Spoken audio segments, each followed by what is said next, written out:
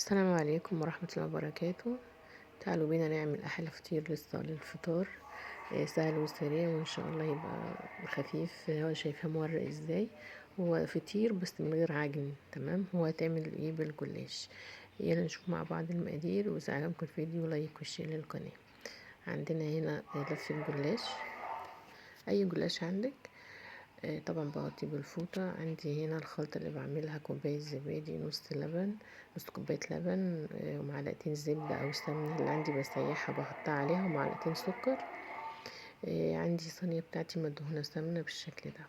عندي الجلاش بفرد طبعا الجلاش في الصينية، وابتدي بعد كده بالخليط اللي انا عملته، اللبن والزبادي والزبدة والسكر، وابتدي ان انا افرده على الجلاش واسقسقه بالفرشة. لازم كل قطع الجلاش تشرب كويس من الخليط اللي احنا عاملينه.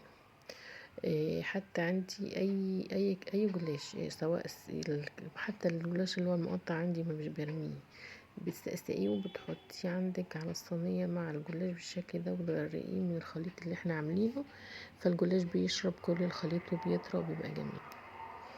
نفضل نعمل طبقات ونحط الخليط بتاعنا عليها ونسويه كويس، ونخليه يشرب من كل الخليط اللي احنا عاملينه، ونرص الوحدات فوق بعضيها.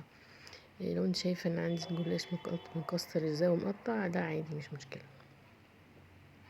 وبيدخل الفرن كل ده بيبقى مع بعضه، بيبقى متساوي مع بعضيه.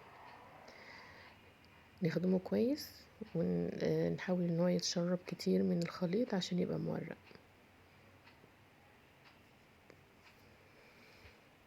نبتدي نحط لحد ما نخلص كل كمية الجلاش اللي عندنا،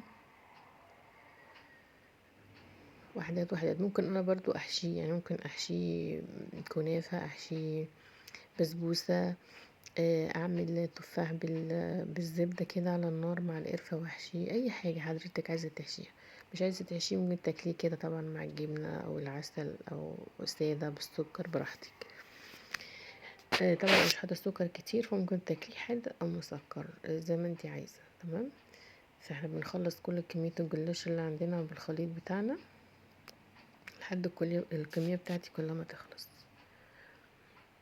بفرد واحدة واحدة. شايفين لحد الحتت اللي هي المقطعة انا مش برميها، لا انا بحطها برضو عادي، ما بتأثرش، ما بهدرش اي حاجة عندي. نحاول نبقى اقتصاديين شوية، يعني مش عشان الجلاش مكسر ارميه او مقطع، لا.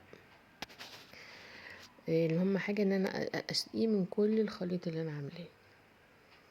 افضل اعمل لحد ما الكمية بتاعتي تخلص، او على حسب الصينية بتاعتي السمك اللي انا عايزاه من الفطيرة بتاعتي. لو هي ورقة جلاش كبيرة مش شرط اعملها كلها عشان ما تبقاش مكتومة، تبقى خفيفة. نبتدي نعمل لحد الكمية بتاعتي ما تخلص.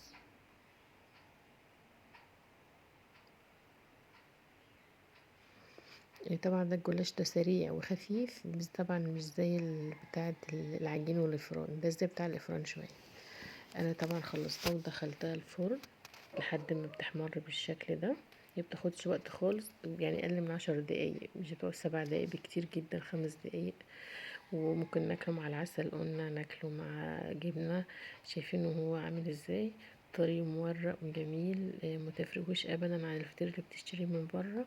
واهم حاجه ان انتي عاملاه بايديكي، وفي نفس الوقت سريع وما بياخدش وقت.